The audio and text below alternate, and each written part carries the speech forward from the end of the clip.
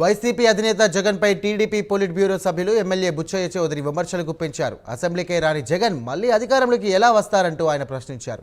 అధికారంలోకి వస్తారని జగన్ కలలు కంటున్నారని విమర్శించారు. జగన్ మానసిక స్థితి బాగాలేక తప్పుడు ప్రచారాలు చేస్తున్నారని తీవ్రస్థాయిలో మండిపడ్డారు. ఏం మాట్లాడతావు నువ్వు? అసలు నీకు అవగాహన ఉందా? రాష్ట్రం మీద, ఆర్థిక పరిస్థితి మీద, సంక్షేమం మీద, అభివృద్ధి మీద అవగాహన ఉందా? ఒక ప్రాజెక్టు మీద అవగాహన ఉందా? ఎంతసేపు దోపిడీ దోపిడీ దోపిడీ.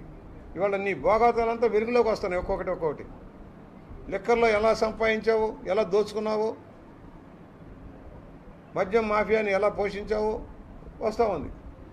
భూములు ఎలా కబ్జా చేసావు, ఏ విధంగా చేసావు, అధికార దుర్విని ఎలా చేసావు, ఒక్కొక్కటి భోగాతాలు బయటకు వస్తూ ఉన్నాయి. మళ్ళా వస్తా ఎక్కడికి వస్తావు నువ్వు రావాల్సిన రాజమండ్రి సెంట్రల్ జైలుకి కానీ అధికారానికి కాదు. ఎందుకంటే ఇంత దుర్మార్గంగా రాష్ట్రాన్ని సర్వనాశనం చేసిన వ్యక్తి ఈరోజు ఇంకా నేను వస్తున్నాను కక్ష తీర్చుకుంటాను. ఏంటి కక్ష తీర్చుకునేది? నువ్వు చేసిన పాపాలు పండాయి. నీ పాపం పండింది నేడు, శిక్ష తప్పదు. తాత్కాలికంగా కోర్టుల నుంచి ఉపశమనం పొందవచ్చు, కానీ అది శాశ్వతం కాదు.